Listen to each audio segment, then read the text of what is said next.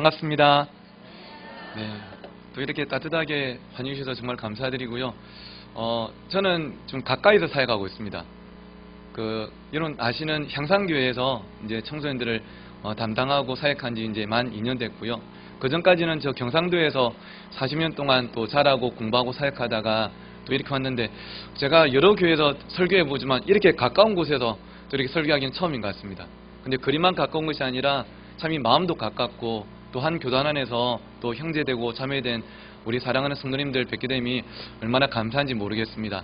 오늘 교사 세미나인데요. 아까 우리 담임 목사님도 말씀하셨지만 이 교사로 봉사한다는 게 정말 참 쉽지 않은 것 같아요.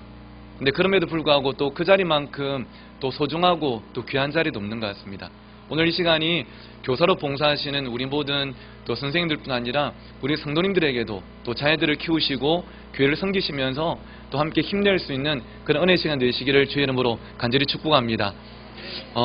제가 사역을 계속 또 하고 또 자라온 저의 또 지난 세월들을 돌아보니까 방금 말씀드린 것처럼 이 교사라는 자리만큼 정말 중요한 자리가 없는 것 같아요. 여러분 딱 저를 보시면요, 이 첫인상이 딱 제가 이 앞에 있는 중고등학생들만 할 때 제가 공부만 좀 열심히 했던 모범생이었을까요? 아니면 제가 조금 꼴통이었을까요? 좀 꼴통기가 좀 보이시죠? 우리 권사님들 좀 점잖으셔가지고 크게는 꼴통 안 하시는데 입모양 보니까 제가 지금은 많이 꼴통은 아닌데 제가 중학생 때 조금 꼴통이었어요. 막 사고 치고 다니는 꼴통은 아니었는데요. 선생님들 말씀 잘 안 듣고 공부 열심히 안 하고 아침에 애들 일찍 가서 공부할 때 저는 막 오락실 갔다가 3교시에 학교 들어가고 그런 좀 꼴통이었습니다. 완전 꼴통이었죠. 근데 이 꼴통이 중학교 2학년 때 임자를 만났는데요. 누구를 만났냐면 제 고향이 딱 여러분 지금 들어보시면 아시겠지만 저 경상도가 고향인데 마산 창신중학교를 다녔는데 그 학교에서 최고로 무섭기로 유명하셨던 김재하라는 선생님이 담임선생님이 딱 되신 거예요. 이분이 얼마나 무섭냐 하면 이분은 학교 안에 다니실 때 회초리를 안 들고 다니시고요. 그냥 딱 이 정도 두께의 야구 방망이를 딱 늘 들고 다니셨습니다.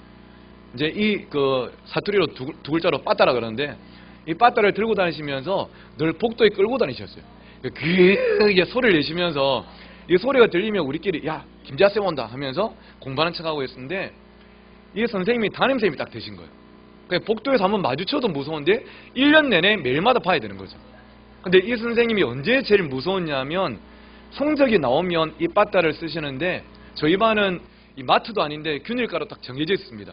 평균 1점이 떨어지면 빠따 한 대, 3점 떨어지면 3대, 5점 떨어지면 5대 딱 정해져 있어요. 하루는 선생님이 한 손에 성적표를 딱 드시고 한 손에 이 빠따를 드시고 교실에 들어오셨는데 그냥 교실이 조용했습니다. 딱 들어오시더니 빠따를 딱 교탁에 세워놓으시고 저희를 때리시기 전에 늘 하셨던 아주 무서운 예비 액션이 있었는데 이거였어요. 이거 딱 하시면 저희가 딱 긴장을 하는데요. 이거였어요.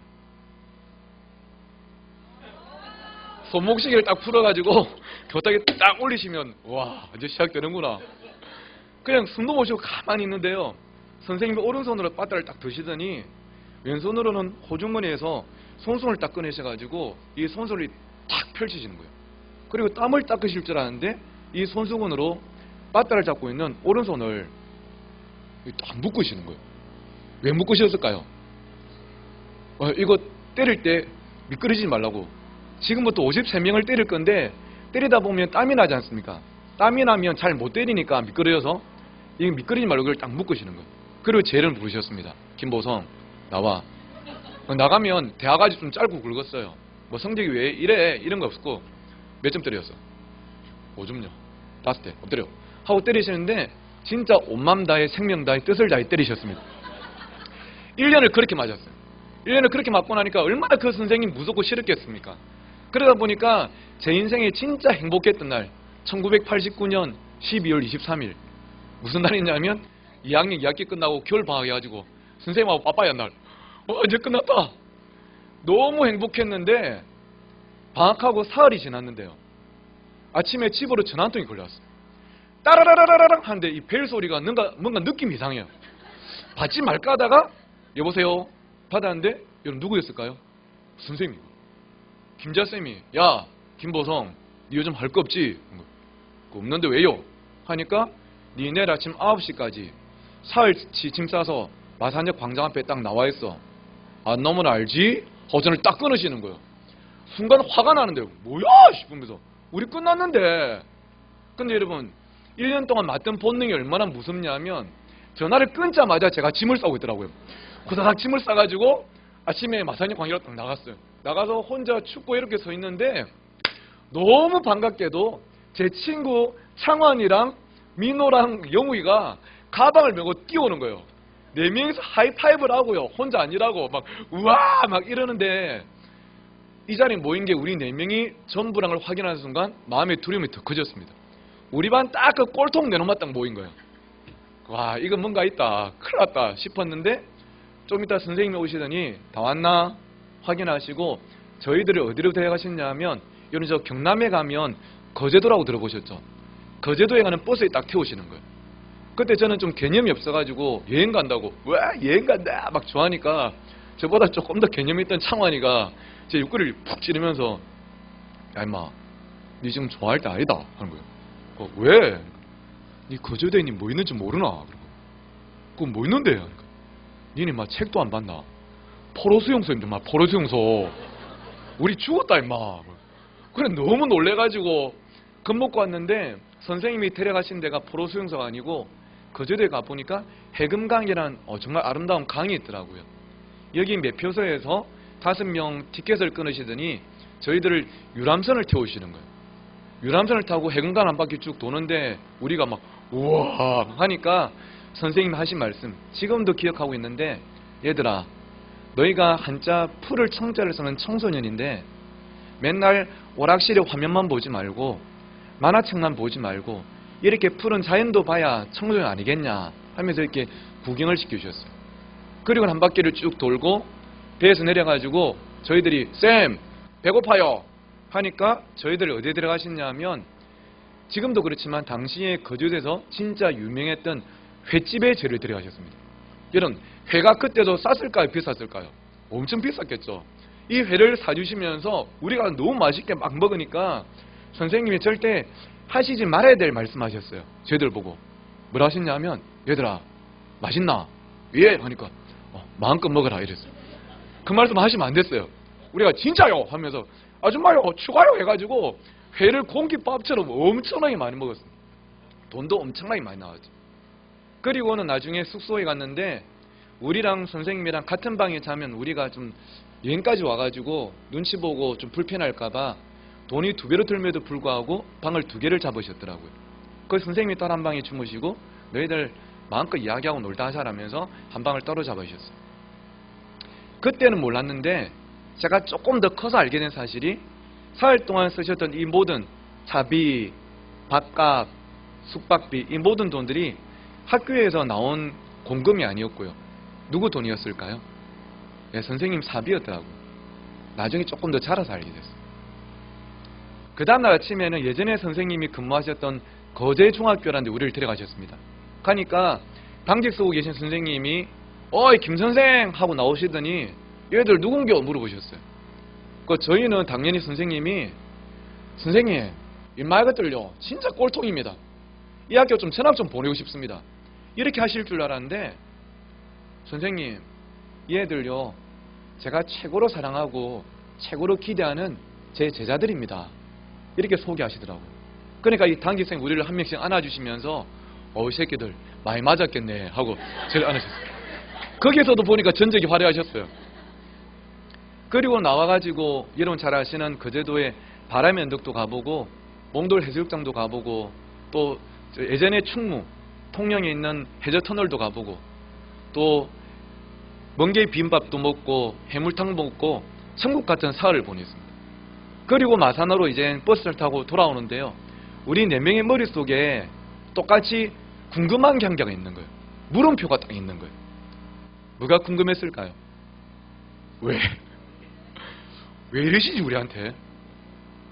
뭔가 먹고 놀고 자고 하면서도 뭔가 불안한 거예요. 우리한테 왜 이러지? 우리는 모범생도 아니고 그래서 선생님 너희들 잘했다고 이렇게 좋은 시간을 주실 만한 애들도 아니고 3학년 때 선생님 반도 아닌데 이제는 1년, 2년 끝났을 뿐인데 왜 이렇게 잘해주시지 답이 안 나오더라고요. 그런데 마산으로 돌아오는 그 버스 안에서 제일 뒤에 보면 5자리가 있지 않습니까? 선생님이 가운데 앉으시고 저희들을 양쪽에 2명씩 앉혀놓으시고 저희들의 이해될 만한 10대 시절을 바꿔놓는 말씀을 하셨어요. 보성아, 창환아, 영우가, 민호야 이렇게 이름을 부르시더니 너희들 지난 2학년 2학기 마지막 기말고사 때 영어 몇 점 나왔노? 30점. 100점 만점. 수학은 몇 점이었노? 20점. 이 100점 만점에 30점, 20점이 우리 4명의 평균 성적이었어요. 이 4명의 공통점이 무엇이냐면 이제 중3으로서 가장 중요하고 기본적인 고등학교라는 이 내음절자리 한 단어가 아무도 머릿속에 없었어요.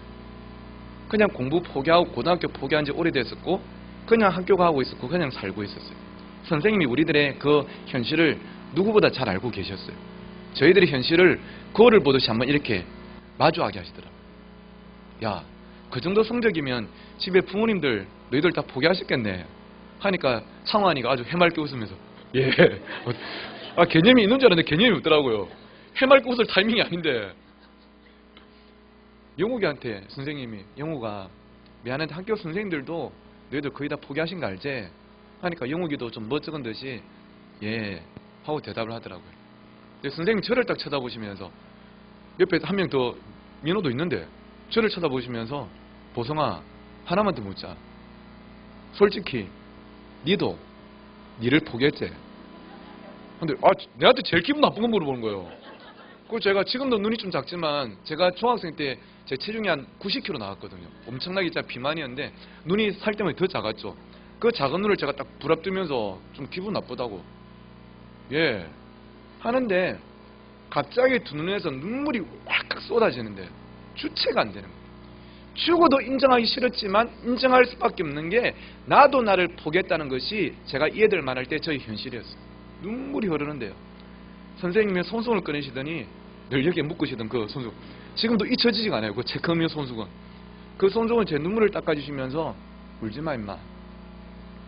그래 학교 선생님들도 부모님도 심지어 너희들 자신도 너희들 포기했겠지만 얘들아 선생님은 너희들 끝까지 포기 안 한대. 한 번 선생님은 끝까지 선생님이고 한 번 내 제자는 끝까지 내 제자다. 너희들이 중학교 2년 동안 공부 포기했지만 남은 중3 1년이라도 공부 한번 해보자. 그럼 너희들도 고등학교라는 데도 갈 수 있고 대학이라는 데도 갈 수 있고 꿈이란 것도 이룰 수 있을 거니까 얘들아 1년만 한번 해보자. 하면서 이렇게 손가락을 내미셨어요. 이게 뭐 하자는 걸까요? 약속하자는 거겠죠. 약속하고 공부하자. 그런데 4명이 사실 이거 손가락 내민다고 될 일이 아니지 않습니까? 20점 30점짜리 어떻게 고등학교를 가겠습니까? 그런데 마음이 같이 동해가지고 4명이 손가락을 내밀고 그 남자 5명에서 제일 뒷자리에서 손가락 걸고 펑펑 울었던 그날이 지금도 기억나요. 그때부터 제가 제 친구들이 마음을 잡고 공부를 시작했습니다. 2년 동안 포기했던 공부를 시작했는데 어느 정도로 열심히 공부했냐면 여러분 제가 지금 하는 말을 못 믿으시겠으면요. 네 목사가 설교 나와서 지금 그 사기치냐고 이런 못 믿으시겠으면 예배 마치고 집에 돌아가실 때 지역번호 055에 255국에 6571 적어놨다가 전화 한번 해보십시오. 아마 저희 어머니나 아버지가 받으실 겁니다. 진짜인지 아닌지 한번 물어보세요. 그때부터 맨날 아침에 11시대에 학교 가던 제가 엄마 차를 타고 새벽 6시에 학교에 가서 교실 불을 켜고 공부를 시작했고요. 저녁 때 6시 애들 다 집에 가고 나면 밤 12시간이 남아가지고 공부를 하고 불을 끄고 엄마 차를 타고 집에 왔어요. 저뿐 아니고 4명의 친구 함께 그렇게 모여서 공부를 했고 너무나 감사하게도 이 김자 선생님이 이제는 담임이 아님에도 불구하고 아무 상관이 없는데도 일주일에 3번씩은 꼭 퇴근하라고 남으셔가지고 우리 공부도 도와주시고요. 이 기본이 없는 애들이니까 다시 1학년부터 공부도 도와주시고 시간 있다고 괜찮다고 포기하지 말라고 격려해 주시고 일마 이것들 배고프면 공부 안 하고 도망갈 놈들이 뻔히 아시기 때문에 공부해라고 학교 밑에 분식집에서 밥도 사주시고 그때 선생님이 학교 밑에 창신 분식에서 사주셔서 제가 처음 먹어봤던 메뉴가 순두부찌개인데요. 저는 지금도 순두부찌개라는 음식을 제일 좋아합니다. 그렇게 1년을 공부했어요. 그리고 드디어 12월 달에 마산의 인문계 고등학교 연합고사 시험을 쳤는데, 우리 어머니 아버지들 아시겠지만 1990년 당시에 각 지역이나 도시별로 커트라인 점수가 다 달랐지 않습니까? 인문계 고등학교 숫자가 다르고 또 수준들이 달랐는데, 마산 지역이 그때 비평균화였어요. 전국 평균이 120, 30점일 때 200점 만점에 마산이 강남 8학군이랑 더불어서 전국에서 최고 높았는데, 그의 커트라인이 200점 만점에 183점이었어요. 근데 저와 4명의 친구가 그해 다 마산 인문계 고등학교에 합격했고요. 원래는 200점 만점에 늘 평균이 97점, 반타격도 못하다가 이제 다 합격을 했고, 3년 뒤에는 각자 다 대학을 갔고, 또 지금은 한 명은 마산에서 은행에서 일하고 있고, 한 명은 차관에서 학교 선생님이 돼 있고, 한 명은 부산에서 돼지국밥집의 사장님이 됐고, 마지막 한 놈은 지금 용인에서 뭐가 돼 있을까요? 목사가 돼 있거든요. 방금 말씀드린 분이 화면에 있는 김자 선생님이신데, 물론 왼쪽에 계신 분이 선생님이시겠죠. 예. 제가 마산에 또 김해에 부산에 있을 때는 스승의 날이나 명절 때마다 늘 찾아뵙고 평생의 은사로 모시고 있는데, 이제 제가 2년 전에 용인으로 올라오면서 자주 뵙기가 힘들겠더라고요. 그래서 제가 선생님 댁에 마지막으로 찾아뵀을 때 그 선생님 사모님께서 남자 둘이 앉아 보이소 해가지고 찍으신 사진인데, 제가 그때 선생님께 이렇게 말씀드렸어요. 선생님, 10대 때 선생님을 만난 것이 제 인생의 최고의 축복이었습니다. 이런 이 아이들 만날 때, 어린이 때, 청소년 때 좋은 선생님 한 분 만나는 게 정말 중요하더라고요. 저는 오늘 이 자리에 계시는 우리 사랑하는 선생님들, 어머니, 아버지들 뿐 아니라 이제 선배된 우리 청년들도 참 많이 계시네요. 정말로 아름답고 멋진 것 같습니다. 이런 선생님들이 우리 아이들에게 주일마다 출석 부르고 공과 가르치는 그것도 귀하겠지만, 그 정도에서 끝나는 것이 아니라 아이들이 알지 못하는 하나님을 만나게 해주고, 아이들이 없는 꿈을 심어주고, 포기했던 아이들이 다시 일어나게 만드는 그런 우리 모든 선생님들 되시기를 주의 이름으로 축원합니다. 그래서 우리 선생님들 참 힘들지만 이 자리 잘 지키고 계신데, 오늘 설교 끝은 아니지만 우리 힘내시라고 박수 한번 같이 보내드릴까요? 근데 참 이 선생님이라는 자리가 방금 말씀드린 것처럼 정말로 귀하지만 결코 쉽지 않은 자리인 것 같습니다. 근데 제가 그 예전에 책을 한번 보면서 참 좀 공감이 됐던 게, 이 교회 다니는 아이들이 삐딱해질 때라는 재밌는 제목의 책을 봤는데요. 참 제가 위로를 많이 받았어요. 저도 사역하다 보면 내가 참 애들을 잘 못 가르치는 것 같고, 내가 사역을 못해서 이런 것 같은데, 참 위로가 됐던 게, 이 책에 보니까 이런 내용이 있더라고요. 한 아버지와 아들이 대화인데요. 다 읽지 않아도 이런 내용입니다. 아버지가 아들한테, 야, 너 어디 돌아다녀왔어? 하니까 아들이, 저 방에 있으면 돼요. 야, 니 지금까지 밖에 놀다가 방금 살짝 들어왔잖아. 정신 안 차려? 공부해! 이런 내용이에요.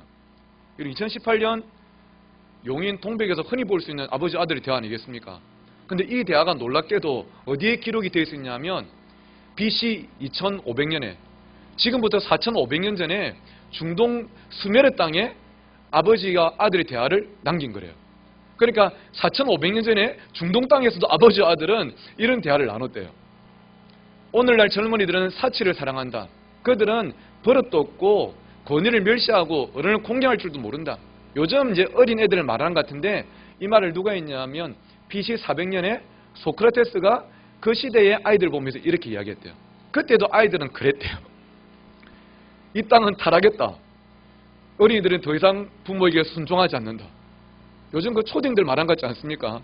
그런데 이 말을 누가 했냐면 BC 4000년, 지금부터 6000년 전에 이집트의 한 선생님이 돌에 이 글을 새겼대요.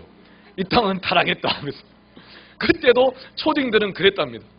성경에도 이런 내용이 나오죠. 성경에 보니까 엘리사가 길을 가고 있는데 이 아이들이 오더니 뭐라고 했습니까? 안녕하세요 인사한 게 아니고 뭐라고 불렀어요? 대머리야! 대머리야! 진짜 이 버릇없고 싸가지 없잖아요. 요즘 애들 같은데 이 성경이 기록되었던 그때도 아이들은 그랬대요. 그러니까 참 어떻게 보면 이 시기를 지난 아이들은 다 이런 것 같습니다.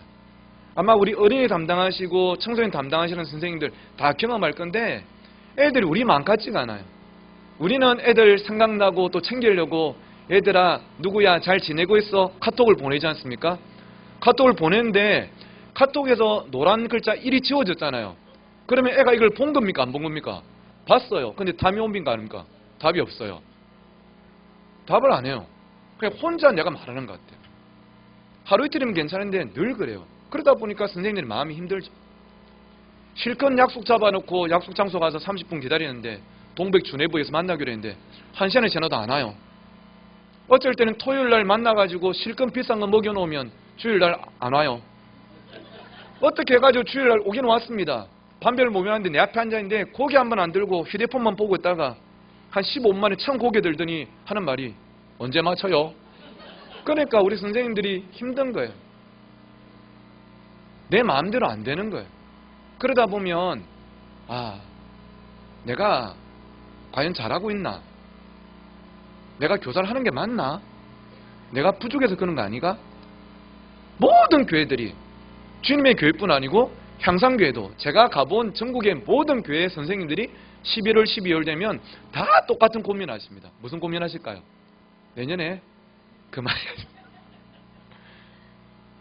그러다가 교육자가 붙잡고 부장선생님이 붙잡으면 또 참 힘들겠지만 계속적으로 해나가다 보니까 때로는 10년 근속하고 20년 근속하고 저희 어머니가 올해 30년 근속을 받으셨더라고요. 그런데 어머니는 15년 전부터 저한테 전화 오셔서 늘 말씀하세요. 김전도사, 김강도사, 김목사 난 내년에는 못하겠다. 그럼에도 불구하고 교사가 없으니까 또 한편으로는 내가 감당할 사명을 생각하니까 이 자리를 지키시는 거죠. 참 여러분 힘들고 지칠 때마다 또 때로는 우리가 아이들을 바라볼 때마다 오늘 이 시간 필요한 것이 우리 모두를 향한 아이들과 선생님들을 향한 우리 주님의 마음을 깨달을 필요가 있을 것 같아요. 주님 마음을 깨달으면 우리가 이 자리를 조금 더 감사함으로 잘 지킬 수 있고 아이들도 정말로 더 잘 대할 수 있지 않을까 싶은데요. 그 주님 마음이 무엇이냐 하면 요즘 이 자리에 아까 찬양팀도 하고 특성도 하셨던 우리 선생님들 청년들이 많이 계신데 청년들에게 가장 많이 요구되는 단어가 이거 아니겠습니까? 스펙이라는 단어를 많이 쓰죠. 근데 원래 이 스펙이라는 단어는 사람한테 쓰는 단어가 아니었고 기계에 주로 쓰는 단어였습니다. 자동차나 컴퓨터나 휴대폰, 컴퓨터의 그런 부분에 스펙이 어떻다 이렇게 이야기했는데 이것을 이제는 사람이 많이 씁니다. 우리 청년들 여러분 주일날 이 시간에 교회 나와서 좀 찬양팀 봉사하고 있고 예배 드리고 있어요. 주일날 교회보다 주내부에 죽전에 강남에 홍대 앞에 청년들 훨씬 많습니다.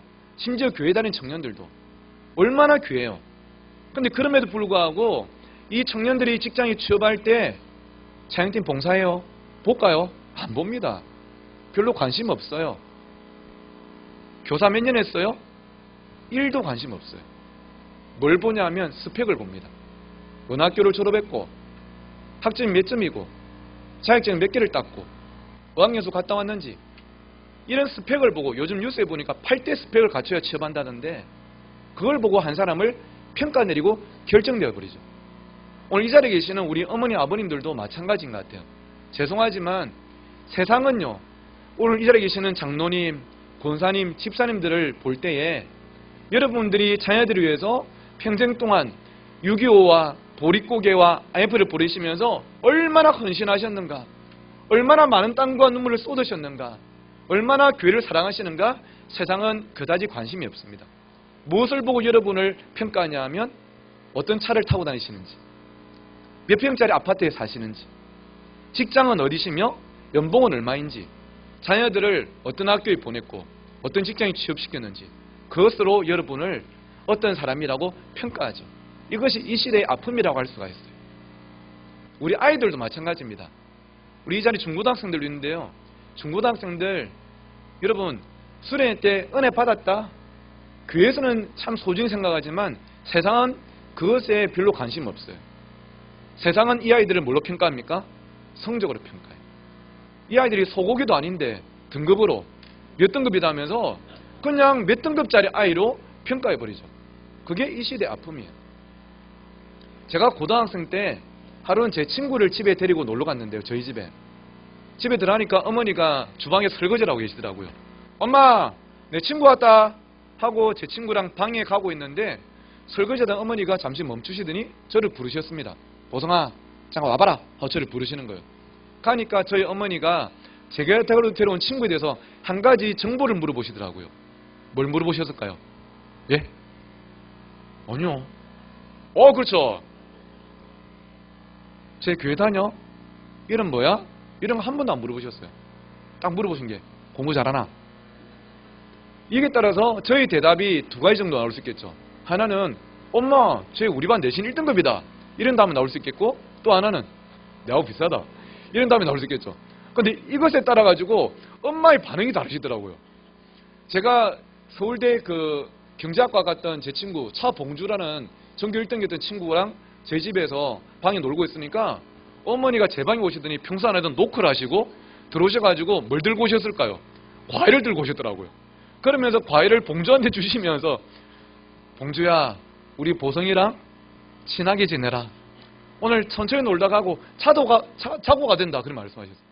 근데 제가 한 달 뒤에 저하고 비슷한 진욱이를 데리고 놀러 갔는데 노크도 없고 과일도 없고 한 15분 있다 들어오시더니 야 진욱아, 너 금방 안 기다리시나? 빨리 가라. 보내시더라고요. 여러분, 제가 어머니를 지금 뭐 디스하는 게 아니고요. 요즘 아이들이 그렇다는 거예요. 성적으로 평가받아요. 우리 선생님들도 때로는 참 안타깝게도 교회 안에서도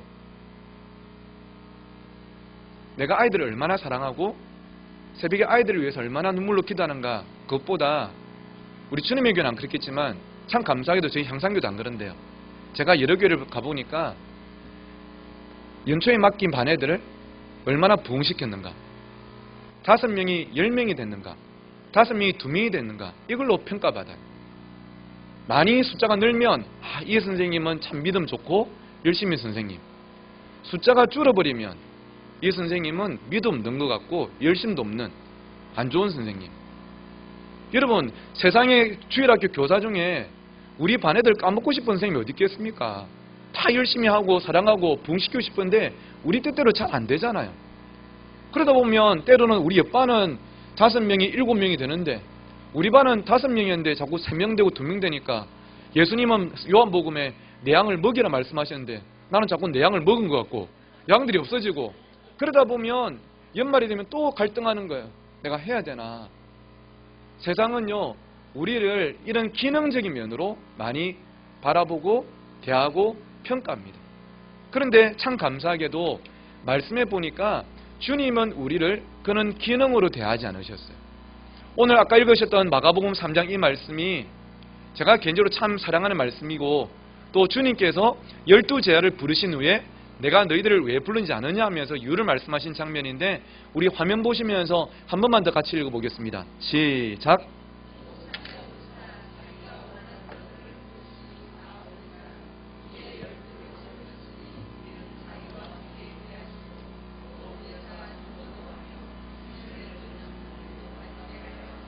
아멘. 여러분, 여기에서 주님께서 12명의 제자를 부르시고 부르신 이유를 3가지로 말씀하셨습니다. 그 첫 번째가 무엇이냐면 이는 자기와 함께 있게 하시고, 두 번째는 바로 이어지죠. 또 보내사 전도하게 하시고, 세 번째는 귀신을 내쫓는 권능을 주셔서 귀신 내쫓게 하기 위해서 제자들을 부르셨다 말씀하셨어요. 근데 저는 이 말씀을 처음 접할 때 조금 이해가 되지 않았던 게, 상식적으로 주님께서 12,000명을 부르신 것도 아니고 고작 12명을 부르셔서 하나님 나라를 이루셔야 되는데, 지금 급선무는 제 생각에는 전도하고 귀신을 내쫓는 게 하나님 나라를 이루는 데 급선무가 아닐까. 유대인들이 이 예수님을 메시아로 믿지 않았지 않습니까? 목수 요셉의 아들이라고 믿지 않는데 빨리 보내서 전도하게 하고, 동네 방네마다 귀신 들린 사람이 얼마나 많았습니까? 귀신을 내쫓아서 하나님 나라가 선포되고 이루어지고, 이게 급선문 같은데 이 기능적인 면들이 더 중요할 것 같은데, 예수님은 제 아들을 부르신 이후에 내가 너희들을 왜 불렀냐 하면 첫 번째로 전도와 축사를 말씀하지 않으시고 무엇을 말씀하시냐 하면 이는 자기와 함께 있게 하시고라 말씀하셨어요. 자기와 함께 있게 하시고. 다시 말하면 주님은 그들에게 뭔가 일을 시키고 그들을 기능으로 대하시고 어디에서 먹을까 생각하시면서 부르신 것이 아니라 그들의 기능이 아닌 그들의 존재를 보시고 그들을 존재로 대하시면서 주님은 제 아들을 부르셨다는 것입니다. 이 짧은 한 단어지만 여러분 한번 따라해 보실까요? 존재. 이 존재라는 단어가 정말 중요합니다. 우리는 주님께는 기능이 아니라 존재입니다. 우리 사랑하는 윤 목사님을, 저를, 우리 전도사님을 뭔가 기능적인 면으로 교회를 크게 늘리고 부흥시키고 설교를 잘하고 신방을 잘하고 이 기능적인 면을 위해서 주님이 우리를 부르신 것이 아니라 주님은 우리 교육자들도 존재로 부르셨습니다. 우리 선생님들을 뭔가 아이들을 막 부흥시키고 잘 가르치고 교육에 만들고 그런 기능적인 면을 위해서 부르신 것이 아니라 여러분을 존재로 부르셨습니다. 오늘 이 자리에 있는 사랑하는 청소년들과 청년들을 여러분이 이 교회에서 잘 커서 또 교회에서 뭔가 일을 하기 위해서 기능을 위해서 부르신 것이 아니라 주님은 여러분을 존재로서 부르셨습니다. 존재로 부르셨다는 것은 여러분의 존재만으로도 하나님은 여러분을 기뻐하시고 소중하게 생각하신다는 것입니다.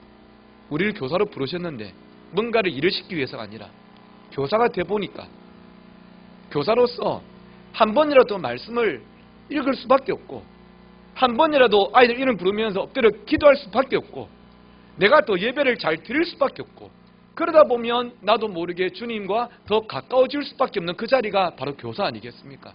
주님은 그것을 위해서 여러분을 교사로, 장로로, 권사로, 집사로 우리를 부르셨다는 것입니다.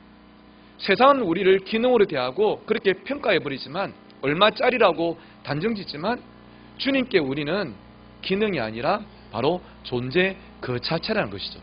이 사실이 우리 선생님들뿐 아니라 우리 모든 성도 여러분께도 큰 마음의 위로와 소망이 되기를 주의 이름으로 축원합니다. 주님께 우리는 기능이 아니라 존재입니다. 그런데 때로는 아까도 말씀드렸지만 우리는 교회에서도 아이들을 기능으로 대할 때가 있습니다. 물론 교회에서 아이들 성적표를 보고 등록 받아주고 등반하고 하는 건 아니겠죠. 근데 어떤 경우에 아이들이 존재가 아닌 기능이 되냐면 그런 경우가 가끔 있어요.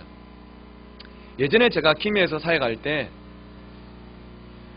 중등부 선생님 한 분이 중1짜리 자기 반애한테 토요일 밤에 전화를 하셨습니다. 경태야 했는데 이 경태가 봤더니 내일 교회 갈 건데요 하고 전화를 탁 끊어버렸어요. 선생님이 마음이 상하신 거예요. 그 다음날 주일날 교회 오셔가지고 저한테 목사님 어젯밤에 경태가요 제가 전화했는데 그냥 내일 교회 갈 건데 하고 전화 끊어버렸어요 말씀하시는 거예요. 그 제가 집사님 마음 힘드셨겠네요. 요즘 애들이 그렇지 않습니까? 이해하세요. 위로했는데요. 한편으로는 제가 속마음으로 그분께 뭐라고 말씀드렸냐면 집사님 죄송하지만요. 제가 볼 때 그거는 집사님이 경태한테 들키신 것 같아요. 뭘 들키신 거냐면 제가 이야기를 이래저래 들어보니까 이 선생님은 주중에 반아이들한테 한 번도 연락이 없다가 딱 한 번 전화가 오신대요. 언제 전화하실까요? 토요일 밤에 전화하셔서 경태야 잘 지냈어? 학교생활 힘들지 않아? 이런 거 별로 안 물어보시고 그냥 딱 한마디 물어보시는 거예요. 뭘 물어보셨을까요? 내일 교회 올 거지? 내일 교회 온네? 물론 이 말이 여러분 정말 중요해요. 우리 선생님들 꼭 하셔야 되는 말입니다.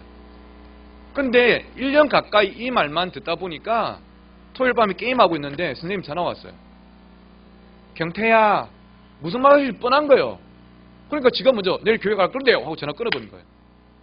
저는 그런 생각들 해봐요. 만약 이 선생님이 전화를 하시는데 토요일 밤에 전화하셔서 내일 교회 온나? 이것이 아니라 내일 교회 와서 내가 민경태 출석 부를 때 내 아는 그 자리에 있는 것이 목적이 아니라 주중에 한 번에 더 전화하셔서 경태야 잘 지내? 그냥 선생님 네 생각나서 전해봤어. 이 아이의 존재에 더 관심을 가지고 대했다면 이 아이가 그런 반응을 보였을까? 저는 조금 다르지 않았을까 생각해 보게 됩니다. 아이들도 어린이들도 청소년들도 알아요. 선생님이 전화하신 이유를 알고 선생님의 표정과 말 속에서 마음을 읽어내는 것이죠. 우리가 교사를 하면서 아이들을 주일날 교회 와서 내 앞에 앉아있게 하는 이 부분도 중요하겠지만 하지만 더 중요한 것은 일주일을 살아가고 있는 그들의 삶에 관심을 가지고 또 그들을 존재로 대하는 것이 더 중요하다는 것입니다. 제가 고등학교 1학년 때로 기억하는데요. 학교에서 수업을 받고 있는데 야간 자력습을 하는 중에 갑자기 하늘에서 비가 억수같이 쏟아지는 거예요. 아침에 학교 갈 때는 하늘이 맑았기 때문에 당연히 우산을 준비 안 했죠. 근데 막 비가 쏟아지는데 당황스럽더라고요. 그 제 친구 진욱이한테 진욱아 우리 뛰자 해가지고 야자를 마치고 책가방을 이렇게 머리에 위에 쓰고 교문을 막 뛰기 시작했습니다. 뛰는데 교문 앞에 어디선가 많이 본 듯한 까만 세단 승용차 한 대가 서 있는 거예요. 넘버도 좀 많이 본 듯한 거였어요.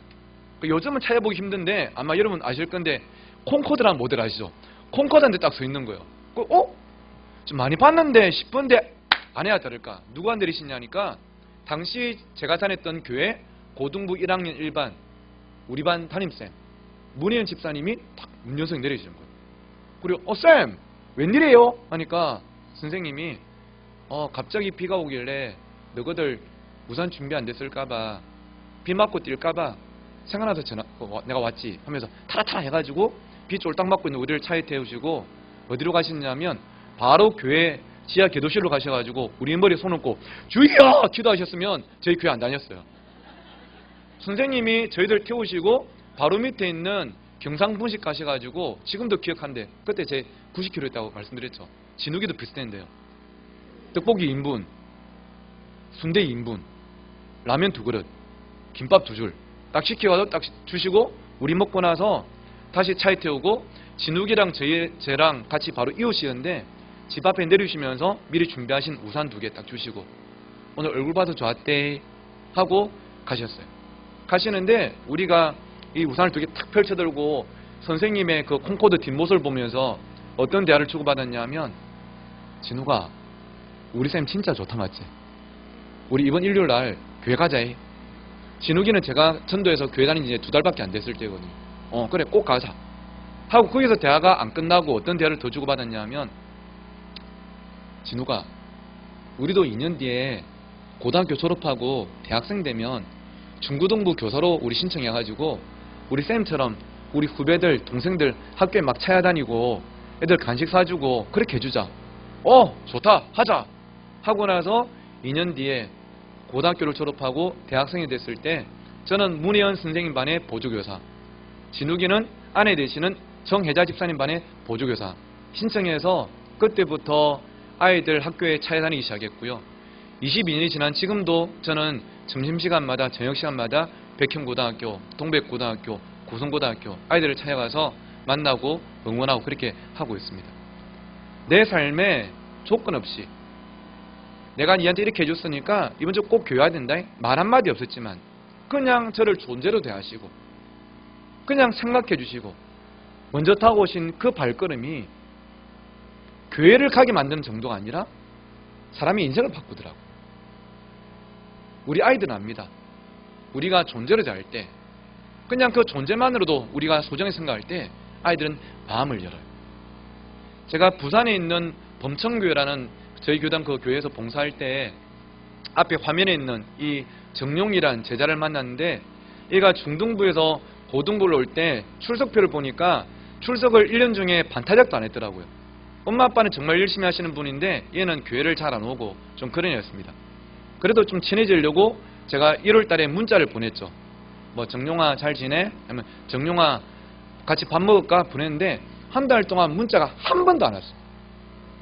한 번도 안 오다가 2월 초인가 제가 문자를 한번 보냈는데 제가 어떤 내용을 보낸지는 기억이 없지만 얘가 처음으로 답이 왔어요. 문자 답이 왔는데 어떻게 왔냐 하면 이렇게 왔어요. 네. 한 글자가. 그래도 이 한 글자도 진짜 고마웠어요. 이 무에서 유가 창조된 거 아니겠습니까? 그래, 문자 왔다. 이게 살아있네 싶었는데 2월 말에 중고등부 수련을 갔는데요. 첫째 날 저녁 때 다 같이 애들 앞에 나와가지고 막 울면서 기도할 때 저희를 보니까 이 정용이는 앞에 나와서 기도 안 하고 저 제일 뒤에 가가지고 벽에 있잖아요. 저 뒤쪽 벽에 이마를 이렇게 기대고 팔짱을 끼고 가만히 있는 거예요. 딱 보기만 해도 어떤 뜻인지 알겠죠? 나 여기까지 와줬으니까 나한테 막 앞에 나와서 울면서 기도해 이거 요구하지 말라는 거예요. 나 4일 동안 도망 안 가고 가만히 있을 테니까 그냥 이 정도로 나를 좀 놓아달라는 거예요. 그 제가 앞에서 기도 인도하다가 그 모습을 보고 좀 마음이 좀 짠하더라고요. 그래가지고 마이크를 내려놓고 저 뒤에 가서 이 정용이가 그때도 중학생, 고등학생 정도였지만 키가 한 185였거든요. 저보다 한 13세 큰데 자, 이 몸을 딱 돌리고 제가 발 뒤꿈치 딱 들고 까치발을 들고 어깨를 좀 쭉 내려가지고 제가 탁 안았어요. 이게 안고 제가 기도를 했습니다. 하나님, 우리 정용이 오늘 수련회 왔습니다. 기도하는데 제가 좀 순간 좀 울컥하면서 저도 모르게 눈물이 그냥 쭉 흐르는데 이 눈물이 어디에 떨어졌냐면 제가 이렇게 안고 있는 정용이 목덜미 쪽에 좀 떨어진 것 같아요. 위치상 저도 이제 알잖아요. 좀 눈물이 어디 떨어지는 거 알잖아요. 근데 잠시 뒤에 얘가 갑자기 가만히 있던 애가 하나님 아버지 얘가 기도라는 거예요. 제가 그 순간 그때는 와 얘가 또 내 기도의 능력이 있구나 하면서 막 내 눈물의 능력이 있구나 생각하고 막 기도했었는데 제가 나중에 한 달 정도 지나서 얘랑 조금 친했을 때 물어봤어요. 밥 먹다가. 그 결과적으로 안 물어본 게 더 나은데 제가 물어봤어요. 정용아, 그때 수련회 때 내가 니한테 가서 니 기도할 때 니도 막 갑자기 막 기도했잖아. 기억나지? 그때 왜 그렇게 기도했냐? 물어봤는데 제가 예상하고 기도했던 대답은 그때 목사님 오셔서 막 울면서 기도하시는데 제가 마음이 막 뭉클하고 마음이 열려서 기도가 자동으로 나왔어요. 이 말을 기대하고 물어봤는데 하는 말이 목사가 와서 지를 껴안고 울기까지 하는데 지가 제 손은 기도는 좀 해줘야 되겠다 싶어서 했다 하더라고요. 근데 이런 말도 편하게 이제 나눌 만큼 좀 친해졌는데 이 수련회를 마치고 목금토 수련회 마치고 토요일 밤에 제가 문자를 보냈어요. 정용아, 이번 수련회 좋았나? 문자 보니까 답이 왔는데 엄청난 변화가 일어났습니다. 어떻게 답이 왔냐면 이렇게 왔어요. 네. 이 문자로 웃는데 저는 이게 물이 포도자 된 것보다 더 기적이었어요. 와, 얘가 조금 웃는구나. 마음이 조금 열린 게 느껴지는 거예요. 그래서 조금 더 다가가 보자 싶어서 요즘 우리 이 자리에 계시는 그 청년들, 청소년들은 뭐 페북이나 인스타 같은 SNS를 하지 않습니까? 저도 하는데 그때는 그런 게 없고 싸이월드라고 여러분 기억나시죠? 싸이월드라는 아이들 홈페이지가 있는데 거기 들어가면 아이들의 삶이 보이거든요. 들어가 보니까 노래가 무슨 노래가 나오냐 하면 요즘 뭐 애들이 좋아하는 노래가 나오는 게 아니고 북소리가 둥둥 나면서 롯데 자이언츠 하면서 롯데 자이언츠란 야구팀의 응원가 노래가 나오는 거예요. 사진도 지 사진이 아니고 이대호 선수 사진이 딱 있더라고요. 제가 이걸 딱 보고 알았죠. 아, 얘가 뭐 좋아하는구나? 야구를 좋아하고 롯데를 좋아하는구나 싶어가지고 제가 바로 불이 나게 뭘 예약했냐면 보름 뒤에 있는 부산 사직야구장 롯데 자이언츠 개막전 표를 2장을 딱 예약했어요. 해가지고 제가 정용이한테 정용아 우리 야구 보러 가자. 내가 예약했다니까 정용이가 목사님 목사가 사기치는 거 아니에요 하면서 진짜라고 표를 보여주니까 깜짝 놀라더라고요. 그리고 같이 야구를 보러 가고 그 다음 주에는 친구 한 명 더 불러서 같이 야구를 하기도 하고 같이 목욕하고 밥 먹고 친하게 지내기 시작했는데 그 이후로 제가 얘랑 고등부 3년인 동안 정용이한테 야 정용아 이 정도인데 니 교회 꼭 와야 된대 말 한마디 한 적 없어요. 교회라고 한 번도 말한 적 없지만 중학교 때 늘 출석 반타자 가는 얘가 고등부 3년 동안 예배 한 번 빠진 적 없고요. 고등부 제자훈련, 기도회, 수련회 한 번 빠진 적이 없어요. 늘 열심히 오고 하다가 얘 아버지가 부산에서 직업이 의사신데 밤에 수술을 마치시고 집에 오셔가지고 소파에 몸을 기대시면서 정용아 오늘 아버지가 한 명 살렸다. 이 모습이 그렇게 멋있어 보일 수가 없대요. 그 얘도 의대를 가려고 의과를 가려고 준비를 했는데 결국은 고등부 졸업하고 의대가 요즘 뭐 쉬운 게 아니지 않습니까? 재수하고 삼수하고 사수까지 했는데 결국은 의대를 못 가고 군대를 갔어요. 군대를 갔는데 얘가 군대 가기 전에 서울에서 이제 그 기숙학원에서 있을 때 하루는 전화가 왔더라고요. 저는 사역지를 이제 부산의 김해로 옮겼는데 전화가 와서 목사님 부탁이 있어요 하길래 뭐냐 물어보니까 자기 너무 힘들다고 서울에 신방 한번 와달래요. 그 제가 그랬죠. 야 내가 거기까지 네 신방 가야 될 이유가 뭐가 있냐. 그렇게 하니까 얘가 저로 하여금 바로 출발하게 만든 한마디가 목사님 우리 그런 사이 아니잖아요. 이 말 듣고 제가 김해에서 부산역 가서 KTX 타고 3시간 올라와서 시간이 얘가 많이 없으니까 서울역 그 푸드코트에서 1시간 같이 밥 먹고 격려해주고 또 3시간 개택사고 내려와서 또 이제 새벽기도 가고 그렇게 했었는데 얼마 전에도 이제 군대 제대하고 용인에 찾아왔더라고요. 찾아와서 밥 먹으면서 한 이야기가 목사님 그때 돌아보니까 목사님이 저한테 교회 오라 말 한마디 안 하셨지만 그냥 내 삶에 관심을 가지고 있는 그 자체가 저로 하여금 교회를 가게 만들고 하나님하고 가깝게 만들더라고.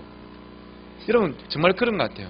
우리가 아이들을 존재로 대할 때에 아이들은 그것을 느끼고 깨닫고 마음을 열고 또 우리를 통해서 주님께로 가까이 나가는 그런 존재가 될 줄 믿습니다. 그래서 우리가 어린이들과 청소년들, 아이들을 대할 때도 이 존재로 대하는 이 마음, 주님 마음이 참 필요하지 않을까 생각하고요. 그런데 마지막으로 여러분, 주님께서 기능이 아닌 존재로 대하시는 대상은 여러분이 가르치시는 아이들뿐 아니라 오늘 이 자리에 있는 사랑하는 선생님 여러분도 주님께는 기능이 아니라 존재인 줄 믿습니다. 주님은 여러분을 기능이 아니라 존재로 여기는 분이십니다. 그런데 우리가 우리 스스로를 늘 그렇게 기능으로 대해요. 내가 이만큼 해야 되고 부흥시켜야 되고 그렇게 안 하니까 자꾸 작아지고 위축되고 자신감을 잃고 나중에는 은혜까지 마르게 되죠. 근데 여러분 제가 대학원에서 신학을 마치고 조금 더 이제 공부가 필요해서 상담심리를 공부해봤는데 상담심리에 보니까 이 용어를 절대 쓰지 않더라고요. 그게 뭐냐면 퍼펙트 마더이라는 용어가 있는데 이것을 상담심리에서는 이거는 존재할 수가 없다. 이 퍼펙트 마더이 어떤 뜻입니까? 완벽한 엄마, 이상적인 엄마. 세상의 모든 엄마들이 이 자리에 계신 어머니들은 마찬가지이지만 내 자녀에게 완벽하고 싶어요. 이상적인 엄마가 되고 싶어요.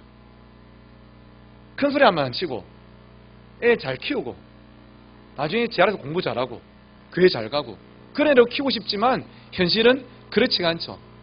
소리 안 지르고 싶은데 야! 올라가고 막 때는 손이 올라가고 남들하고 비교하고 그러다 보니까 저희 향상교회 어머니들도 고등부아들이 140명인데 140명 어머니들이 다 똑같은 말씀을 하세요. 목사님 제가 아이들을 잘못 키워서 이렇게 된 것 같습니다. 이런 꼭 그렇지 않습니다. 우리 어머니들이 최선이었잖아요. 때로는 실수하기도 하지만 어머니들이 최선이었고 아버지들이 최선이었고 선생님들이 최선이었고 나름 사역자들과 목회자들도 때로는 연약하고 부족하지만 교회를 위해서 최선을 다하고 있지만 우리가 완전할 수가 없는 거예요. 그래서 상담심리에서 말한 용어가 뭐냐 하면 퍼펙트 마들이 아니라 이것을 말합니다. good enough mother. 어떤 뜻이냐면 충분히 좋은 엄마. 완벽하지는 않지만 여러분은 충분히 좋은 엄마고 충분히 좋은 아버지고 충분히 좋은 교사고 충분히 좋은 성도. 이것이 우리 스스로에게 필요한 마음이고 주님도 우리에게 동일한 마음으로 우리를 대하신다는 것입니다. 때로는 연약하지만 실수하기도 하지만 하나님과 교회를 위해서 최선을 다하고 있는 우리들을 하나님께서는 이런 마음으로 대하신다는 거예요. 그래서 여러분 스스로도 너무 작아지지 마시고 위축되지 마시고 스스로도 잘하고 있다고. 우리 교회 다니는 사람들이 제일 안 되는 게 뭐냐면 옆에 있는 사람들은 축복을 참 잘하고 응원을 잘하는데요. 나 스스로한테 이 축복과 응원이 너무 인색해요. 때로는 나 스스로도 격려하고 옆에 있는 사람들도 우리 옆에 계신 선생님들은 우리의 경쟁자가 아니지 않습니까? 오늘 저 반에 몇 명 왔지? 경쟁자가 아니에요. 동병상련이라고요. 같이 힘들고 같이 감당하고 있는데 우리 서로가 서로에게 위로가 필요해요. 제가 예전에 김해 사역할 때 제가 김해 중앙교 중등부가 한 220명 되는데 제가 7년을 담당했었는데요. 마지막 해에 어떤 일이 있었냐면 전도 행사를 한 주 앞두고 주일날 그 중요한 주일날 제가 중등부 설교를 죽을 써버렸어요. 죽을 썼다는 거 아시죠? 설교를 잘했단 말일까요? 못했단 말일까요? 못했어요. 저 스스로가 죽인 걸 느꼈어요. 30분 설교가 3년 같고요. 애들이 휴대폰 보고 떠들고 졸고 멍 때리고 분위기가 엉망이었어요. 설교를 겨우 마치고 축도하고 중등부실 뒤에 서 있는데 마음이 안 좋더라고요. 스스로 그래도 표정 관리하고 이렇게 서 있는데 제 표정만 봐도 제 기분 아시는 7년이나 같이 있으니까 아시는 여자 선생님 한 분이 오시더니 저보고 목사님 오늘 설교에 은혜 많이 받았습니다 하시는 거예요. 그래서 제가 오늘 저 죽순 거 알거든요. 하니까 이분이 부인도 안 하시고 웃으시더니 가시는 거예요. 아, 진짜 짜증나더라고요. 위로를 하려면 끝까지 해주시지. 그래서 제가 으이씨 하면서 그냥 제가 성경 들고 교육자실에 내려왔습니다. 내려와가지고 교육자실에 들어왔는데 교육자들도 아무도 없고 누구 한 명 있으면 동병상련이라고 아, 나 오늘 추웠다 말하고 싶은데 아무도 없어요. 자리에 딱 앉았는데 스스로 그 자괴감, 상실감, 열등감, 야, 설교를 몇 년 했는데 이것밖에 못하나. 제 스스로에 대한 그 마음이. 제가 책상에 있잖아요. 제 이마를 3번 짚고 눈을 감고 이렇게 의자에 기대고 있는데 이 모습을 누가 봤냐면 우리 중등부 1학년의 광빈이가 봤어요. 14살짜리가. 교육자실 밖에서 저한테 간식 주려고 왔다가 이걸 본 거예요. 평소 같으면 간식이 흔들면서 제가 마이붐이라는 젤리를 좋아하는데 이걸 흔들면서 목사님이 들어올 건데 밖에서 보니까 분위기가 그 분위기가 아니거든요. 애가 제가 들어온 줄도 모를 만큼 문을 살짝 열고 들어와가지고 제 뒤에 오더니 제가 눈을 감고 몸을 이렇게 기대고 있는데 제 뒤에서 저를 이렇게 꼭 안으면서 저한테 이야기했어요. 목사님, 괜찮아요. 가끔씩은 이럴 때도 있잖아요. 제가 이 말을 듣고 확신했어요. 와, 이 애가 이럴 정도 말할 정도면 오늘 진짜 죽었구나. 애가 가끔씩은 이럴 때도 있잖아요 말할 정도면 오늘 진짜 죽였구나. 근데 여러분, 40살짜리 목사한테 14살짜리 그 말이 기분 나쁘지가 않고요. 아, 진짜 위로가 되는 거예요. 맞다, 사람이 살다 보면 이럴 때도 있고 저럴 때도 있고 잘할 때도 있고 못할 때도 있고 그런 거 아니겠나. 그래서 여러분, 우리 스스로도 어떤 현실에 대해 가지고 오늘 우리 반에 아이가 2명 적게 왔다, 연락이 안 됐다, 내가 잘 못하는 것 같다, 이런 현실 때문에 작아지지 마시고 그럼에도 불구하고 여러분을 귀하게 보시고 소중하게 대하시고 여러분을 통해서 일들을 이루어가시는 하나님을 기대하는 여러분 모두가 되시기를 주의 이름으로 축원합니다. 그래서 앞에 있는 분이 저하고 동갑내기 올해 43살 된 문용길이라는 이제 청년인데요. 지금은 이제 뭐 청년 아니죠. 이 친구랑 제가 27살 때 처음 만났는데 어떻게 처음 만났냐면 이 친구가 지금은 아닌데 원래 직업이 20대 때 원래 직업이 부산에 가면 서면이라는 번화가가 있습니다. 서면 번화가 조금 뒤에 복개천이라고 어두운 거리가 있는데 여기에 이 조직 폭력배였어요. 그 단란주점 사장이었고요. 10대 때 선생님 야단치신다고 선생님한테 이 욕설하고 이제 나와가지고 그 고향 경남 합천에서 부산에 와서 이제 롯데호텔에서 접시 닦기부터 시작해서 20대 때 이 조직 폭력배가 된 거예요. 단란주점도 자기가 한 개 가지게 되고 했는데 잘못한 게 적발이 돼가지고 교도소에 들어갔습니다. 근데 그때가 이제 26, 27살 때인데 출소를 일주일 앞두고 새벽에 눈을 떴는데 지금도 편지를 통해 늘 이렇게 말씀하시는 어머니가 생각이 나더래요. 합진 평지교회 새벽기도 한 번도 안 빠지시고 연세가 많으시고 병 때문에 시력이 없으심에도 불구하고 이렇게 더듬어서 새벽에 교회 가셔서 하나님, 우리 용길이 사람 되게 해주셔서 우리 용길이 하나님한테 쓰임받는 사람 되게 해주셔서 기도하시는, 본인이 글을 못 쓰시니까 그 교회 담임 목사님께 부탁해서 편지를 써서 늘 보내오신 내용이 용길아, 엄마는 새벽마다 니를 위해 기도한다. 네가 사람 되게 예수 잘 믿고 하나님께 쓰임받게 기도한다. 이 어머니가 생각이 나서 내가 이제 출소하면 바로 살아야 되겠다. 어머니 기도대로 내가 믿음으로 살아야 되겠다 결심을 했대요. 그리고 출소하고 2002년 8월 27일 날 주일날 부산 범천교회에 새 가족으로 등록을 했고 저는 똑같은 그날 첫 사역지 전도사로 부임을 했습니다. 27살짜리가 그렇게 같은 날 왔는데 성도들의 반응이 사뭇 다르시더라고요. 저는 총각 전소 왔다고 연세 많으신 권사님들 오셔가지고 제 엉덩이도 두드리시면서 아이고 우리 전도사님 하면서 애들도 환영해 주는데 이 친구는 조금 이분들이 입는 옷 있잖아요, 화려한 거. 이걸 입고 교회 딱 들어가니까 바로 그 홍해가 생기더라고요. 사람들이 막 피하고 그러다가 이제 둘이 같이 서로 27인가 알고 같이 악수하고 친하게 지냅시다 하고 예배 마치고 같이 그 다음날 국고 안거를 하면서 이 친구의 그 이제 라이프 스토리를 제가 듣게 됐죠. 오게 된 과정을. 그리고는 이제 집이 없어서, 예전에 있던 집이 없어서 교회에서 내주신 저희 교회 조그만 쪽방에, 사택 같은 제 쪽방에 둘이 같이 이제 살게 됐는데요. 제가 그렇게 이야기했어요. 용길쌤, 이제 뭔가 새롭게 시작해야 되는데 뭘 잘해요? 물어보니까 두 가지를 잘한대요. 하나는 사람 때리는 걸 잘하는 것 같고, 하나는 자기는 좀 말하기 부끄럽지만 요리를 잘한답니다. 그럼 그걸로 한번 시작해보자고 해가지고 떡볶이 자기가 잘 만들었대요. 제가 그때 유학 가려고 준비해놨던 자금 중에 제 기억으로는 130만 원인가? 제가 인출해가지고 그 떡볶이 장사할 수 있는 리어카를 선물해드렸어요. 리어카 한 100만 원 했고 이 떡볶이 장비 한 30만 원 해서 선물해드렸는데, 이 친구가 어디서 장사를 시작했냐 하면 예전에 자기가 사장이었던 단란주점 바로 밑에서 장사를 시작했어요.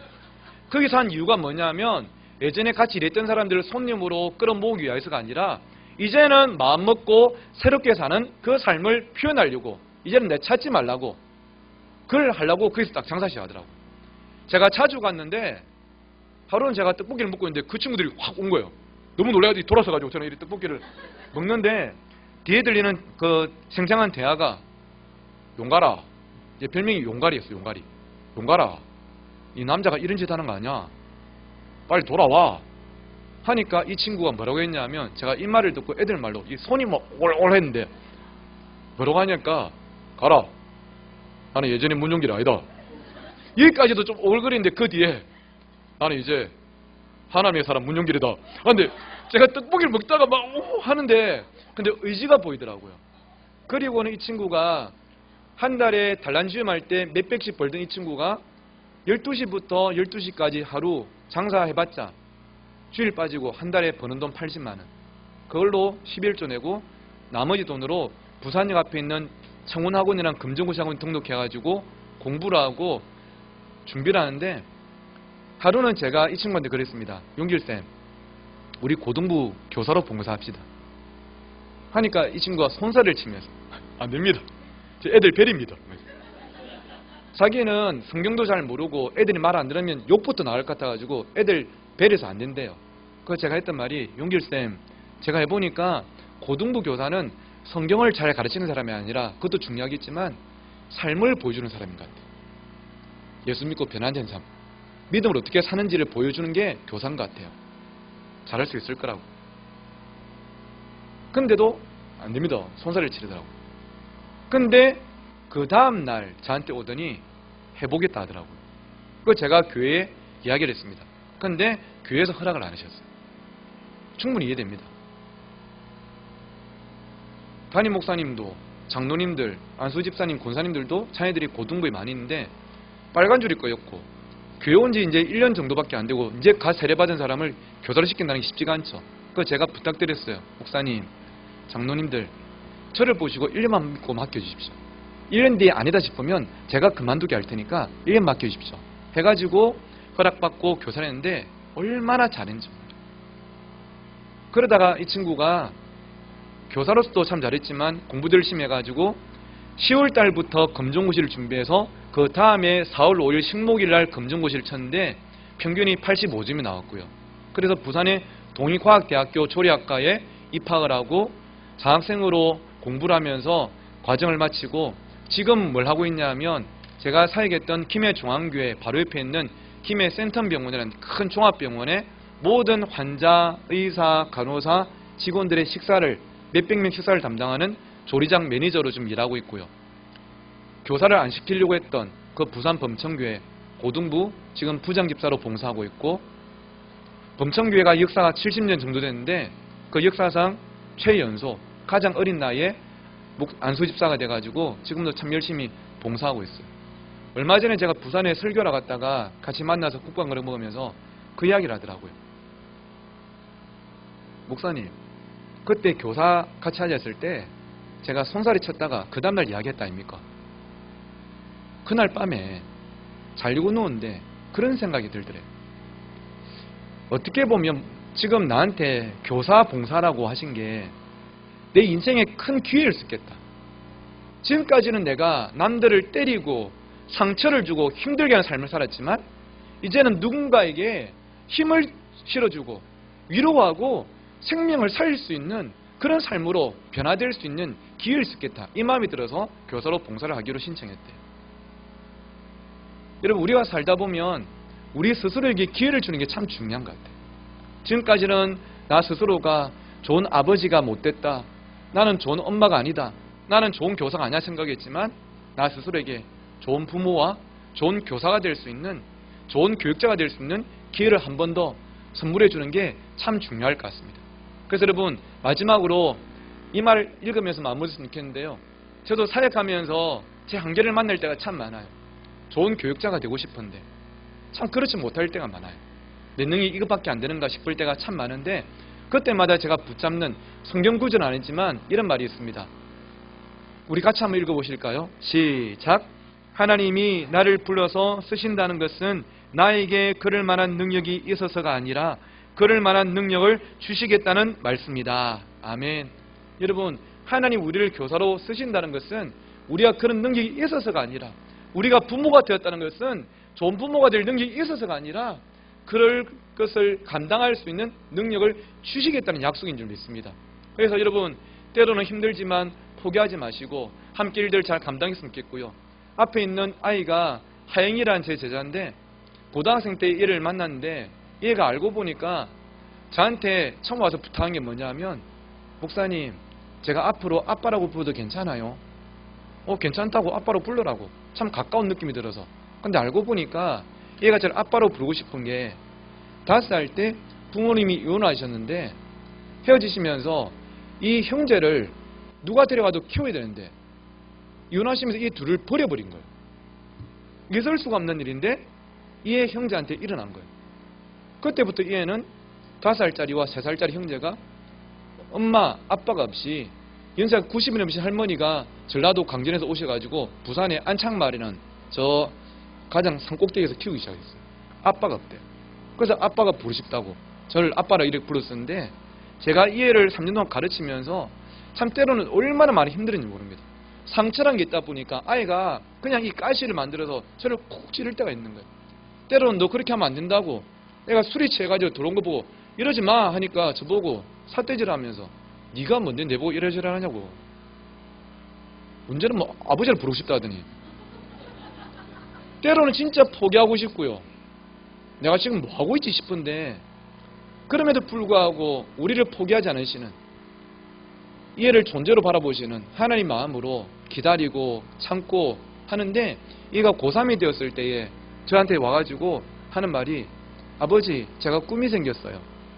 무슨 꿈이 생기냐 물어보니까 얘가 가고 싶은 학교를 정했는데, 저는 얘가 목표를 뭐 서울대, 뭐 연고대, 아니면 서울에 있는 어떤 대학 말할 줄 알았는데, 얘가 하는 말이 육군 상관학교로 가고 싶대요. 그거 제가 그랬죠. 하영아, 니 육사 가면 니 군인 되는데 군인이 얼마나 힘든지 아냐. 열심히 공부해서 다른 대학 가라 하니까 하는 말이, 육사를 꼭 가야 될 이유가 2가지가 있는데, 하나는 여러분 아시겠지만 육사를 가면 다른 대학과는 달리 4년 동안 뭘 안 낼까요? 등록금을 안 내죠. 그러니까 돈이 없으니까 진짜 가난했거든요. 그러니까 육사를 갈 수밖에 없대요. 2번째 이유가, 지난주 중고등부 수련회 때 제 설교를 들으면서 꿈이 생겼대요. 어떤 꿈이 생겼냐 물어보니까, 제가 다니엘서 12장 말씀으로 Be the star, 영어로 별이 되라, 이 설교를 했습니다. 얘들아, 나 혼자 잘 먹고 잘 사는 그런 꿈을 꾸지 말고, 많은 사람을 옳은 대로 돌아가는 자는 하늘의 별처럼 영원토록 빛나리라, 이 말씀처럼 하늘에서 빛나는 별처럼 사람들의 길을 비춰주고 하나님께 인도하는 그런 별 같은 삶을 살아라 설교했는데, 이 설교를 듣다가 제가 꿈이 생겼대요. 하는 말이, 아버지, 저는 육사 졸업하고요, 저는 계급을 별을 달 거예요. 저는 장군이 될 거예요. 근데 계급만 별이 아니라 설교 말씀처럼 많은 사람들을 하나님께 인도하는 별 같은 삶을 살고 싶어요. 그렇게 말하더라고요. 그리고는 얘가 고3 때 신앙생활도 제일 열심히 하고 공부도 제일 열심히 해서 그 다음에 참 감사하게도 육군사관학교에 입학을 했어요. 입학하고 강원도 철원에서 또 장교로 군생활 하다가 얼마 전에 전화가 왔습니다. 전화가 와서, 아버지, 축하해 주실 일이 있어요 하길래 뭐냐고 물어보니까 저 장가 가요 하는 거예요. 그래서 제가 이 말이 참 반가웠던 게, 이 애가 고등학생 때 제가 물어보지도 않는데 자주 했던 말이, 저는 장가 안 갈 거예요. 저는 결혼 안 할 거예요. 이 말을 자주 하더라고요. 처음에는 제가, 하영아, 니는 장가를 안 가는 게 아니라 네 얼굴로는 장가 못 가는 거야, 막 그렇게 했는데, 아니에요! 한데 알고 보니까 얘가 장가를 안 간다, 결혼 안 한단 말이 가정에 대한 그 상처가 있다 보니까 반작용이죠. 근데 얘가 전화사 말이 저 결혼해요 하길래 하영아 진짜 축하한다. 내 얼굴에 장가 못 갈 줄 알았는데 하나님 살아계시다면서 했는데 얘가 하는 말이 꼭 오래요. 결혼식. 왜냐하면 결혼식 안 오면 한동안 또 못 볼 거래요. 그 왜냐 물어보니까 우리나라 장교들 중에 좀 모범 장교, 우수 장교들을 뽑아서 미 국방부 펜타곤으로 파견 근무를 교육을 보내는 게 있는데 여기 몇 명에 뽑힌 거예요. 그래서 지가 거기 가서 못 보고 갔다 오면 지가 조금 더 이제 바쁘고 유명할 거니까 저 만날 시간이 없다고 꼭 결혼식 오라고 그래서 갈게 해가지고 결혼식 갔다가 얼마 전에 이제 또 사진을 보내왔더라고요. 보내왔는데 지금도 가끔 전화 올 때마다 그렇게 말합니다. 아버지, 저는 별이 될 거예요. 계급만 별이 아니라 많은 사람들을 하나님께 인도하는 그런 별이 되고 싶어요. 제가 때로는 넘어질 때마다 저를 붙잡아 주신 그 하나님의 사랑을 전하는 별이 될 거예요. 그래서 여러분, 오늘 이 자리에 계신 선생님들이 이 마음으로 함께 한 해를 또 갔으면 좋겠는데요. 이게 부메랑이지 않습니까?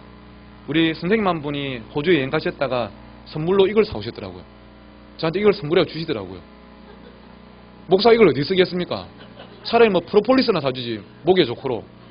그 제가 이걸 보고 있다가 하나님 주신 마음이 있어가지고 제가 타이핑을 해서 이렇게 뒤에 붙여놓고 제 교육자실에 늘 이렇게 걸어놓는데 오늘은 잠깐 소개하려고 들고 왔는데 이렇게 써놨습니다. 이 말하면서 마치겠는데요. 내가 사랑하는 제 아들을 위해 쏟은 땀과 눈물은 결코 나를 배신하지 않고 아름다운 열매로 이 부메랑처럼 반드시 돌아올 것이다. 저는 그 사실을 믿습니다. 오늘 여러분이 흘리시는 자녀들과 제 아들을 위한 땀과 눈물이 결코 배신하지 않고 아름다운 열매로서 여러분의 가정과 교회 가운데 돌아올 줄 확신하고 이 사명 잘 감당하는 여러분 모두가 되시기를 주의 이름으로 축원합니다. 우리 함께 이 시간에